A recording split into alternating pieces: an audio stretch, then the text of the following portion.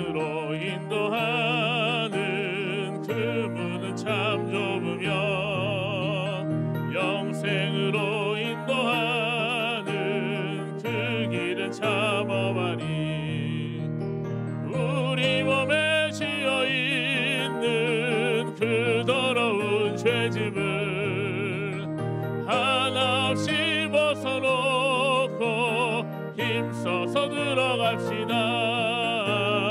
구원으로 인도하는 그 좁은 문 들어가 영생으로 인도하는 그 생명길 갑시다. 이 세상에 많은 사랑 큰 문으로 들어가 넓은 길로 갈지라도 멸망으로 끝나리. 세상 헛된 무기영화 모두 내어버리고 주의 말씀 순종하여 그 생명길로 갑시다. 구원으로 인도하는 그 좁은 문 들어가 영생으로 인도하는 그 생명길 갑시다. 구원의 문 열렸으니 주의 공로 힘입어 주저 말고 들어가서 생명길로 갑시다. 구원의 문 닫힌 후엔 들어가고 싶으나 한 번 닫힌 구원의 문 또 열려지지 않으리. 구원으로 인도하는 그 좁은 문 들어가 영생으로 인도하는 그 생명길 갑시다. 지금까지 지내온 것 주의 크신 은혜라. 한이 없는 주의 사랑 어찌 이루 말하랴.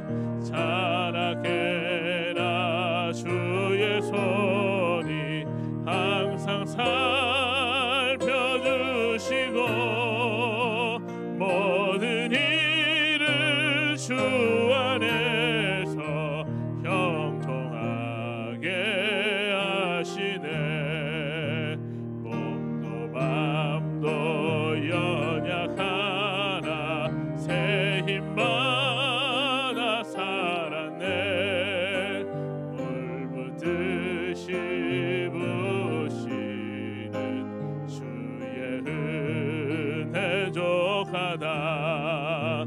사랑 없는 거리에나 험한 산길에 맬 때 주의 손을 굳게 잡고 찬송하며 가리라.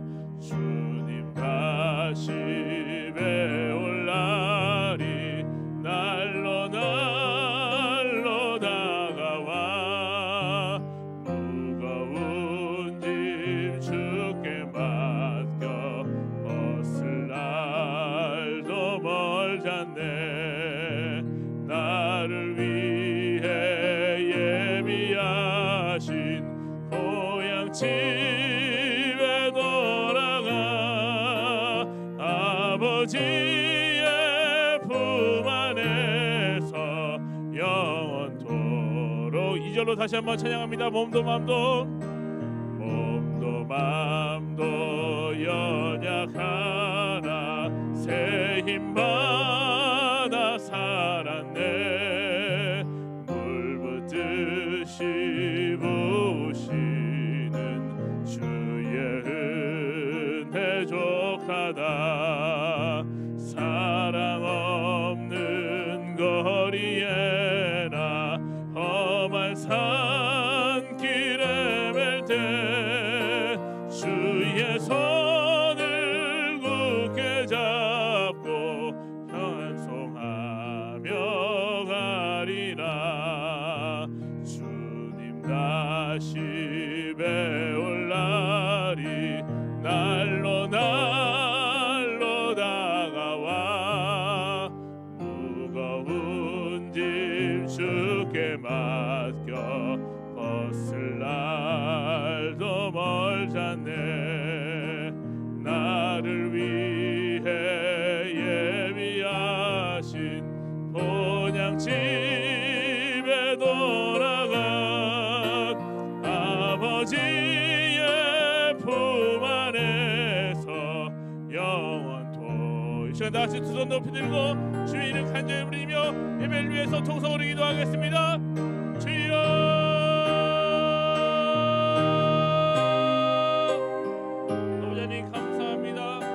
주님의 은혜와 사랑에 감사하며 주님을 찬양하며 이 새벽 주님 앞으로 나옵니다. 아버지 하나님, 시간 예배할 때에 우리의 마음 가운데 주님의 은혜와 평강이 흘러넘칠 줄 믿습니다.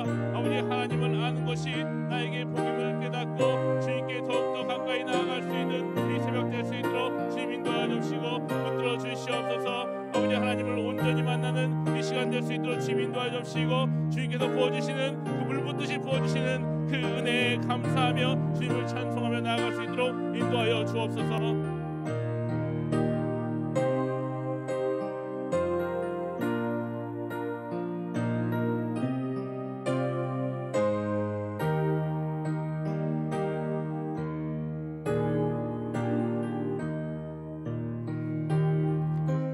하나님 아버지, 하나님의 귀한 자녀들 이 시간 주님 앞에 나와 말씀을 사모하며 온 마음과 정성을 다하여 주님을 찬양합니다.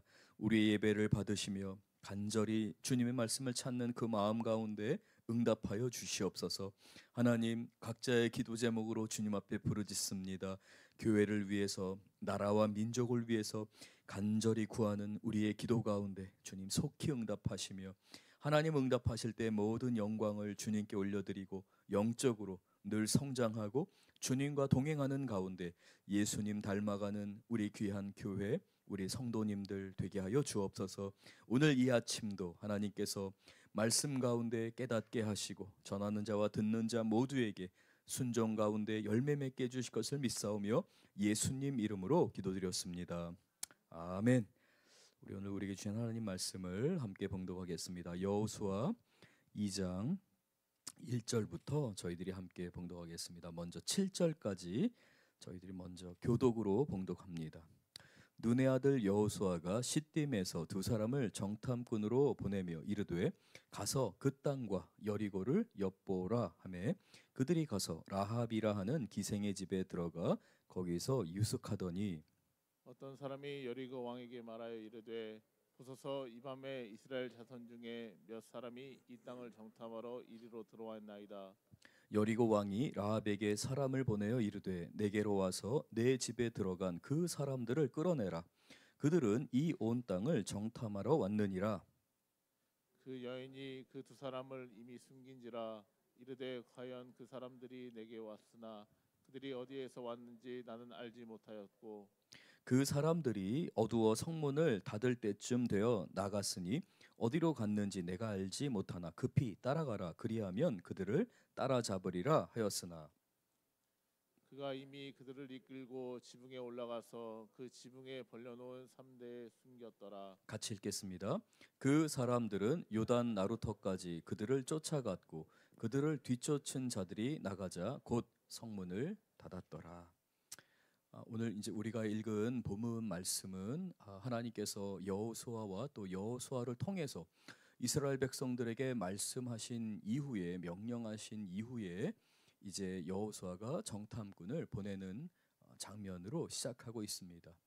사실 우리는 이미 이스라엘 백성들이 가나안 땅을 점령하기 위해서 하나님의 은혜 안에서 출발을 하게 됩니다. 주님의 도우심 가운데 있었죠. 시내산에서의 은혜의 시간들이 있었습니다. 주님이 역사하시는 약속이 있었습니다. 그러나 그 정탐꾼들은 실패하고 맙니다. 12명의 정탐꾼의 실패의 역사가 있습니다. 누구보다도 잘 아는 여호수아가 하나님께서 주신 말씀 가운데에 두려워하지 않고 담대하게 이제 2명의 정탐꾼을 먼저 보내게 됩니다. 사실 이 장면에서는 우리가 묵상해야 되는 내용들이 굉장히 많습니다. 이 2명의 정탐꾼의 역할이 무엇일까?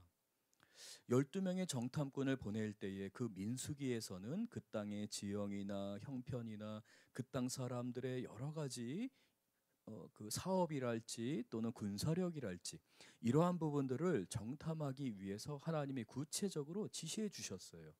근데 오늘 본문 말씀을 보게 되면 여호수아가 이제 그 땅을 정탐하러 가게 되는데 이 정탐꾼들이 물론 그곳에서 정탐하는 이야기들이 잠깐 언급이 되지만 사실 대부분의 이야기를 차지하는 것은 라합이라고 하는 한 기생과의 대화입니다. 그러면 하나님께서 여호수아를 통해서 이 정탐꾼을 보낼 때에 궁극적으로 이 정탐의 목적 자체가 하나님 편에서는 이스라엘 백성들로 하여금 여리고 성이나 또는 가나안의 어떠한 지형, 그 사람들, 군사력 또는 사회적인 어떤 환경, 문화 등을 정탐하기 위한 일차적인 목적보다는 어쩌면 하나님께서는 이 라합이라고 하는 여인, 이미 하나님이 행하신 일들을 쭉 들어왔고 그 가운데 모든 사람들이 두렵고 떨리는 가운데에서 하나님을 믿고자 하는 한 사람을 구출하기 위한 그의 삶 안에서 하나님의 구원의 역사와 그 구원의 역사 순간순간마다 그 구원의 섭리를 이끌어 가시는 그 하나님의 선한 손길을 이스라엘 백성들에게 그리고 오늘날 우리 교회와 성도들에게 말씀하시고자 하는 하나님의 경륜, 하나님의 다스림, 하나님의 섭리가 있었다라는 것을 우리는 본문을 통해 깨닫게 됩니다. 하나님은 그 여리고성을 무너뜨리기로 결정하셨습니다. 여러분, 만약에 어떤 건물을 철거하려고 합니다. 그래서 폭약을 다 설치했어요. 굉장히 높은 그 건물을 순간적으로 무너뜨리기 위해서 폭약을 다 설치하게 됐습니다. 근데 이게 웬일이에요? 그 건물에 아무도 없는 줄 알았는데 어떤 사람이 거기 있는 거예요. 그게 만약에 우리의 가족이 됐던지 아니면 내가 아는 사람이 됐다면 우리는 당장 그 작업을 멈추게 하고 뛰어 들어가서 그 사람을 먼저 구출해 오겠죠. 하나님 편에서는 하나님께서 이 정탐꾼을 보내시는 가운데 하나님이 가나안 땅을 멸망시키기로 결정하십니다. 이스라엘에게 주기로 결정하십니다. 그리고 하나님은 명령하셨어요. 남녀노소를 가리지 않고 그리고 어떠한 것도 너희들이 취하려고 하지 말고 모든 것을 멸절하라, 진멸하라. 이건 헤렘의 전쟁이다 라고 하며 하나님이 진멸시키고자 합니다. 다 무너뜨리려고 하는 거예요. 그런데 그 가운데서 하나님을 찾는 심정, 그 하나님을 향한 마음, 그리고 그 가족 안에 주 예수를 믿으라. 그리하면 너와 내 집이 구원을 얻으리라 라는 그 복음의 메시지, 그 선포의 메시지가 동일하게 하나님 편에서는 이 구약의 역사 가운데 하나님의 딸을, 하나님의 자녀들을, 하나님의 그 아들들을 구출하기 위한 간절한 주님의 마음이 저는 오늘 본문에서 묵상이 되고 하나님의 그 구원의 역사를 그러한 측면에서 보게 됩니다. 이 기생 라합이라고 하는 사람의 집에 이 두 사람의 정탐꾼이 머무르게 됩니다. 많은 정보를 얻기에 좋은 곳이었고요. 그리고 우리가 본문에서 계속 말씀을 묵상하다 보면 살펴보겠지만 이 기생 라합의 집은 성문 위에 있는 곳이었습니다. 여리고성은 2개의 성벽으로 구성이 되어 있습니다. 내성과 외성이고요. 그 중간에는 돌과 흙으로 쌓여 있어서 그곳에는 사회적으로 소외받는 사람들이 주로 거하는 곳이었습니다. 성 안에는 많은 사람들, 일반적으로 우리가 사회생활을 하거나 또는 뭐 농사를 짓거나 아니면 성 안에서 활동을 하는 사람들, 유력한 사람들이 거주하고 있었다면 여리고성의 구조 자체는 굉장히 강한, 쉽게 무너지지 않는 요새의 구조를 띠게 되는데 고고하게 발견에 의하면 그 중간 안으로 사람들이 활동하고 생활할 수 있을 정도로 성벽이 굉장히 두터웠다는 것이죠. 바로 기생 라합은 이곳에서 술집을 하는 사람이었습니다. 또 이 기생 라합이라는 그 의미 자체가 우리가 몸을 누군가에게 주어서 생계를 유지하는 사람의 의미를 담고 있습니다. 사회적으로 지탄을 받을 수도 있는 사람들인데요. 바로 그 사람의 집에 유숙하며 정탐꾼들이 머물게 됩니다. 그때에 2절 말씀을 보게 되면 어떤 사람들이 여리고 왕에게 말하여 이르되 보소서 이 밤에 이스라엘 자손 중에 몇 사람이 이 땅을 정탐하러 이리로 들어왔나이다. 이 정탐꾼의 소식이 이제 들려지게 되고요. 수상한 사람이 있다라는 이야기가 왕에게까지 전해지게 됩니다. 이 당시 가나안 땅 자체는 작은 성읍들이 각각의 왕국을 이루고 있는 아주 작은 왕국의 형태를 유지하고 있었습니다. 그래서 오늘 본문은 여리고성의 성주를 여리고 왕이다라고 말하고 있습니다. 그래서 3절 말씀을 봅니다. 여리고 왕이 기생 라합에게 사람을 보냅니다. 정탐하러 온 사람이 있다고 할 때에 기생 라합은 죽음을 각오하고 목숨을 걸고 그 정탐꾼들을 숨겨주고 그들이 이곳에 없다라고 말합니다. 4절과 5절 가운데서 특별히 5절 말씀을 보면 그 사람들이 어두워질 때쯤 나갔으니 빨리 쫓아가면 찾을 수 있을 겁니다 라고 하면서 엉뚱한 방향으로 이 정탐꾼들을 잡으러 온 사람들을 이끌어 줍니다. 그리고는 6절 그들을 이끌고 그 라합입니다. 라합이 이미 정탐꾼들을 이끌고 지붕에 올라가서 그 지붕에 버려놓은 3대에 숨겼더라. 3대라고 하는 이 곡식은 이스라엘 그 가나안 땅, 이 당시 가나안에서 옷감을 만들 때에 그리고 여러 가지 생필품을 만들 때에 꼭 필요한 작물들이었습니다. 저희 나라도 아마 우리 성도님들 지금도 시골에 가거나 또는 옛날에 우리 성도님들 어리셨을 때에 마당이나 또는 곳곳에 이러한 작물들을 말리기 위해서 쭉 널어놨던 아마 그러한 경험 다 있으셨을 겁니다. 그리고 아마 보셨을 거예요. 이 가나안 땅의 이 건축 구조 자체가 지붕이 평평하게 돼 있습니다. 그리고 말씀드렸던 것처럼 이 라합의 집은 성벽 위에 있었습니다.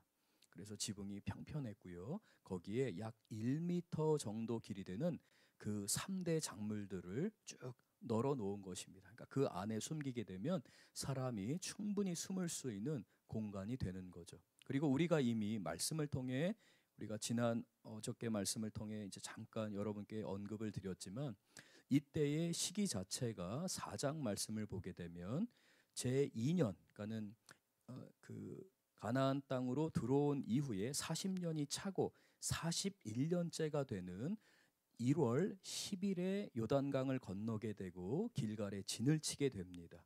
그러니까 이미 이때는 40년 12월 30 마지막 날이 되는 거예요.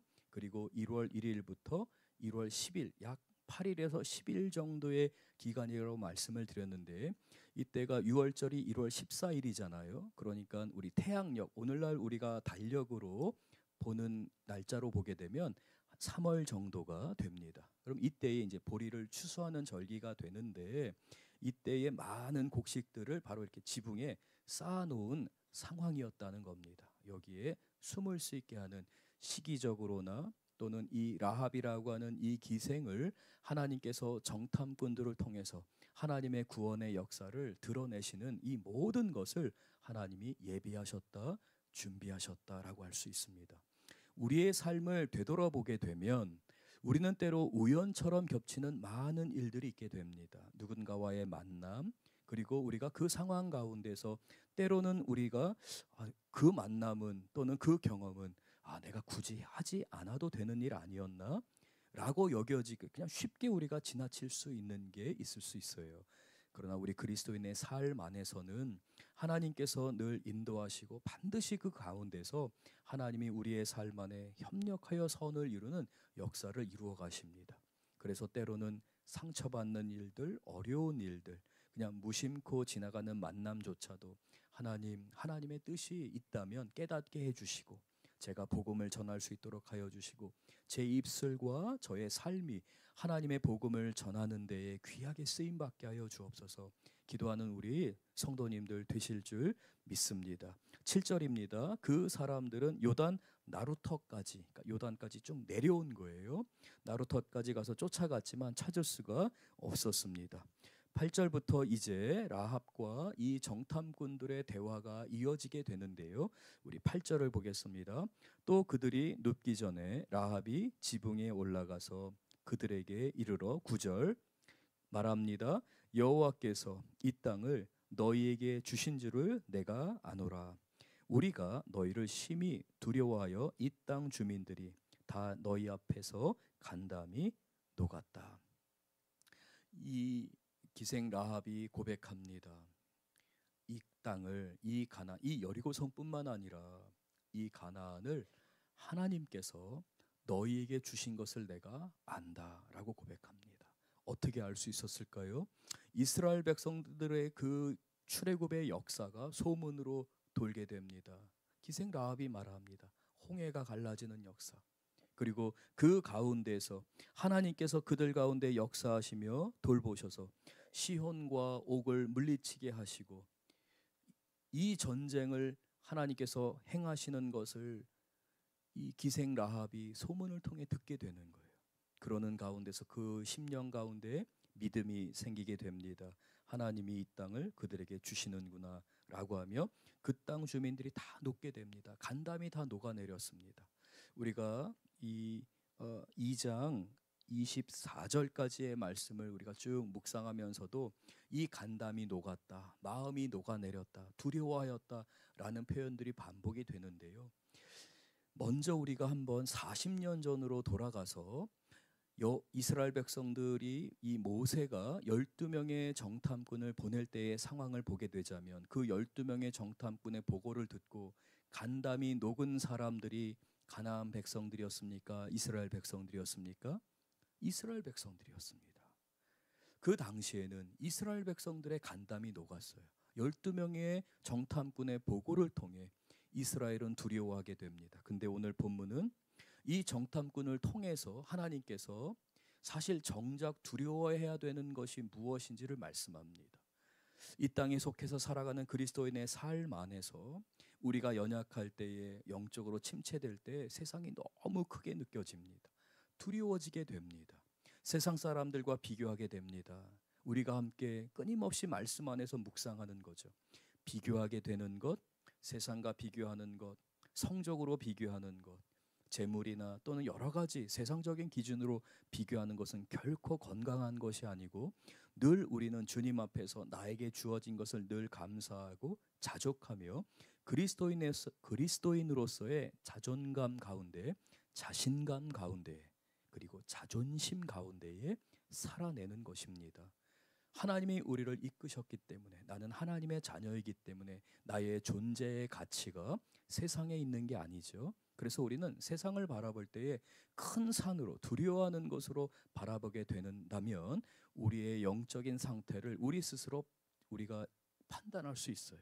되돌아볼 수 있는 겁니다. 영적으로 강건한 사람들은 세상을 바라보면서도 우리의 형편, 우리의 상황이 있지만 담대합니다. 왜냐하면 진정 하나님과 함께하는 사람들에게 하나님은 늘 함께하셨고 역사하셨으며 우리의 싸움 가운데, 우리의 전쟁 가운데 하나님이 함께하시기 때문에 그렇습니다. 10절입니다. 이는 너희가 애굽에서 나올 때 여호와께서 너희 앞에서 홍해물을 마르게 하신 일과 너희가 요단 저쪽에 있는 아모리 사람의 두 왕 시혼과 옥에게 행한 일, 곧 그들을 전멸시킨 일을 우리가 들었음이니라. 여기서 다시 한번 고백하는 거예요. 믿음은 들음에서 나고 들음은 그리스도의 말씀으로 말미암느니라. 로마서 10장의 말씀을 고백하는 것처럼 지금 이 기생 라합이 말하고 있습니다. 우리가 그것을 들음으로 인해서 11절 우리가 듣자 곧 마음이 녹았고 너희로 말미암아 사람이 정신을 잃었나니. 우리 같이 한번 읽겠습니다. 너희의 하나님 여호와는 위로는 하늘에서도 아래로는 땅에서도 하나님이시니라. 온 천지 만물의 주관자이시며 창조주이신 우리 하나님, 오직 영광 받으시기에 합당하신 분, 그 하나님을 기생 라합이 고백하고 있습니다. 비록 그의 삶이 세상 사람들이 보기에는 미천한 삶일 수 있습니다. 세상 사람들의 기준은 그럴 수 있습니다. 하지만 오늘 본문에서 말하는 이 기생 라합의 고백은 그 어떠한 보화보다도 귀한 믿음의 고백입니다. 우리 성도들의 삶의 가치, 우리 성도들의 삶이 얼마나 소중하냐는 바로 우리의 고백에 달려 있습니다. 우리의 믿음의 고백에 달려 있습니다. 이 고백을 하는 성도들은 바로 이 보화와 같은 고백을 하기에 하나님께서 약속하신 그 모든 하나님의 은총과 그 약속을 열매를 맺게 되는 것입니다.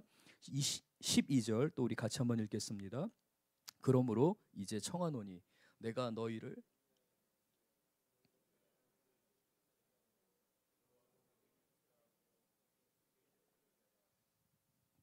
이 기생 라합은 이제 내가 너희를 이렇게 숨겨주었을 뿐만 아니라 나는 너희의 하나님이 어떤 하나님이신지를 안다. 내가 그 하나님의 구원을 바라는데 이와 같이 그 하나님의 구원이 너희의 손을 통해서 나에게 이루어지기를 원한다라고 하며 아주 중요한 표현을 합니다. 내가 너희를 선대하였은즉, 내가 너희를 헤세드하였은즉이라는 겁니다. 여기서의 이 선대하다라는 이 말은 하나님의 사랑, 하나님의 그 깊은 은혜의 사랑을 나타낼 때에 쓰는 표현이에요. 이 헤세드라는 표현 자체가 내가 이렇게 선대하였다. 나는 그 하나님의 선대를, 그 하나님의 사랑하심을 받기를 원한다. 그 하나님의 인자하심이 나의 삶 안에 역사하기를 원하는데 너희도 나에게 선대해 주기를 원한다 라고 말합니다. 그러면서 나에게 증표를 내어달라 라고 이야기할 때 합니다. 13절 그리고 나의 부모와 나의 남녀 형제와 그들에게 속한 모든 사람을 살려주어 우리 목숨을 죽음에서 건져내라. 우리에게 선대하고 증표를 주라. 그 하나님의 구원의 역사가 나의 가정에도 임하게 해달라 라고 고백하는 참으로 보화보다도 더 귀한 고백을 합니다. 그러자 그들이 대답합니다. 14절 같이 읽겠습니다. 그 사람들이 그에게 이르되 내가 우리의 일을 누설하지 아니하면 우리의 목숨으로 너희를 대신할 것이요 여호와께서 우리에게 이 땅을 주실 때에는 인자하고 진실하게 너를 대우하리라. 사람들이 대답하는 거예요. 비밀을 지켜준다면, 우리를 보호한다면 내가 너희를 반드시 그 하나님의 은혜 안에서 보호할 것이다 라고 말하는데요. 마지막 하반절을 보면 여호와께서 우리에게 이 땅을 주실 때에는, 이 땅을 허락하실 때에 인자하고 진실하게 너를 대우하리라 라고 말합니다. 여기서 사용된 인자하고 진실하게가 바로 헤세드와 에메트라고 하는 이 단어인데요. 이 기생 라합이 사용했던 그 단어를 반복해서 사용하는 거예요.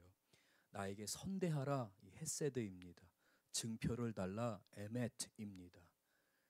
나를 선대하고 증표를 달라고 할 때에 이 정탐꾼들이 라합에게 응답합니다. 내가 하나님의 그 은혜로 이 땅을 차지할 때에 너에게 인자하고 진실하게 대할 것이다. 헤세드로 대하고 에메트로 대할 것이다. 그래서 우리가 하나님을 고백할 때에도 하나님의 인자하심과 진실하심이 내 평생에 나와 함께하리니 라고 고백하죠. 우리가 이와 같이 그 진실하심과 그 인자하심을 누리는 성도들로서 우리가 이걸 흘러보내는 성도가 되어야 합니다. 사랑하는 성도 여러분, 우리가 그리스도인으로서 살아간다고 하는 것은 우리가 날마다 하나님 나에게 주세요, 나에게 응답해 주세요, 나를 채워주세요, 우리가 그저 모든 것을 받기 위해서 간구하는 삶이 아니라 복음이 흘러가야 됩니다. 하나님의 은혜가 흘러가야 됩니다. 하나님의 인자하심과 진실하심이 나에게 부어지기 때문에 우리가 함께하는 사람들을 대할 때도 인자하고 진실하게 대하는 우리 성도님들이 되실 줄 믿습니다.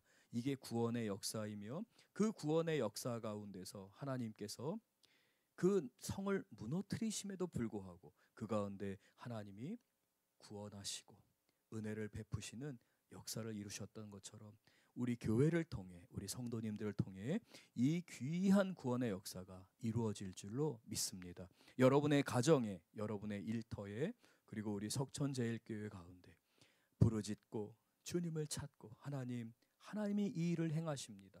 우리 장로님 가정에, 우리 권사님 가정에, 우리 집사님 가정에 행하신 일들을 제가 봅니다. 하나님, 그건 하나님의 행하신 일입니다. 그렇다면 저에게도 하나님 선대하시며 하나님의 은혜를 주시며 하나님의 진실하심이 동일하게 역사하게 될 줄 믿습니다. 왜냐하면 공평하신 나의 하나님이 나를 이끌어 주시기 때문입니다. 그래서 우리 그리스도인들은 은혜를 향하여 나아가는 자들입니다. 은혜를 취하여 나가는 자들입니다. 천국은 침노하는 자의 것이다 라고 말씀한 것처럼 그 하나님의 은혜를 간절히 부르짖는 우리 성도님들에게 주님이 은혜 주실 줄로 믿습니다. 우리 15절부터는 좀 시간이 없기 때문에 오늘은 여기까지 좀 살펴보고요. 우리가 특별 새벽 기도를 하는 동안에 더 좀 자세히 살펴보면서 은혜를 나누도록 하겠습니다. 우리 오늘 말씀을 기억하면서 함께 간절히 부르짖으며 기도합니다. 하나님을 찾는 사람 결코 있지 않습니다.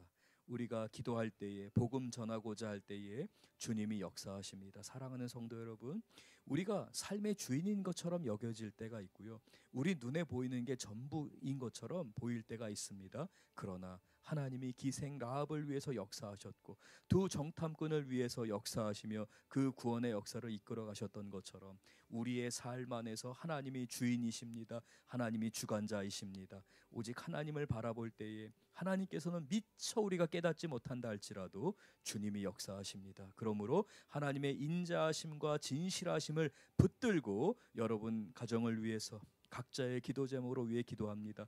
나라와 민족을 위해 기도해 주십시오. 그리고 교회를 위해 기도하는 우리 귀한 성도님들 되실 줄 믿습니다. 다 함께 주님을 부르며 간절히 기도합니다. 주여, 주여. 주님의 역사와 은혜로 하나님 우리와 함께 하시고 우리를 붙들어 주실 줄 믿사옵나이다. 하나님께서 여호수아에게 말씀하셨습니다. 이스라엘 백성들과 이 전쟁을 준비하고 영적으로 깨어있기를 원하셨습니다. 하나님, 우리 석천제일 영적으로 깨어있기를 원합니다. 주님께 쓰임받고 주님의 은혜에 사모하며 간절히 주님